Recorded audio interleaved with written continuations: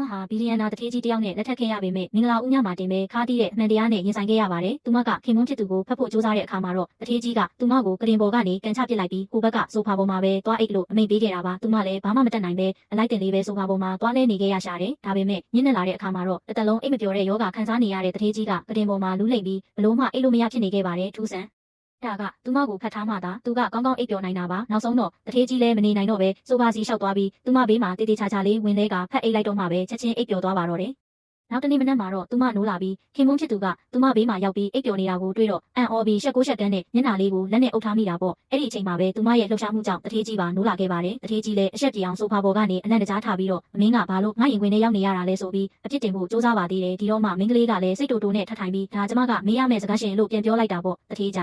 ဒီလေရှက်ရှက်နဲ့ပဲငါညကအိမ်မက်လန်းလျှောက်တာဖြစ်လိမ့်မယ်လို့အကြောင်းပြချက်ပေးပါတော့တယ်။သူမကသူ့လိန်နေမှန်းသိပေမဲ့လည်းအရှက်မကွဲအောင်မသိချင်အောင်ဆောင်ပေးလိုက်ပါတယ်။ဒုတိယမြောက်ညမှာတော့သူမကထုံးစံအတိုင်းဆိုဖာပေါ်မှာပဲဝင်အိတ်နေခဲ့ပါတယ်။အဲ့ဒီအချိန်မှာပဲတထေးကြီးကခေါင်းတစ်လုံးကို꿰ပြီးသူမစီခိုးကြောင်ခိုးဝက်နဲ့ထက်ရောက်လာပြန်ပါတယ်။သူမအိတ်ပျော်မပျော်သေးချအောင်လူကိုယ်တော်ခပ်ဖွက်ဖွာလေးပုတ်ပြီးစမ်းတက်လိုက်သေးတာပါ။သူမအိတ်ပျော်နေပြီးအချိန်နဲ့လဲချခါနီးမှာပဲသူမကမျက်လုံးကြီးအဝိုင်းသားဖွင့်ကြည့်လာပြီးအရှင်အိမ်မက်ထက်လန်းလျှောက်ပြန်ပြီလားလို့ပြုံးဆားဆားနဲ့မေးလိုက်ပါတော့တယ်။တထေးကြီးလည်းသူမဟန်ဆောင်ပြီးအိတ်နေမှန်းသိသွားပေမဲ့သူ့ရဲ့မာနကဲကြ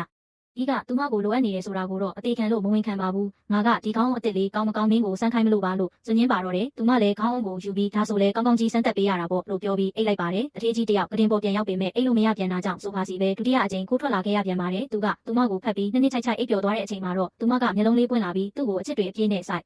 ကြည့်ရင်မျက်နှာလေးကိုတာယာနာပျော်ပွဲရွရွရရလေးပုတ်တက်ပေးနေခဲ့ပါတော့တယ်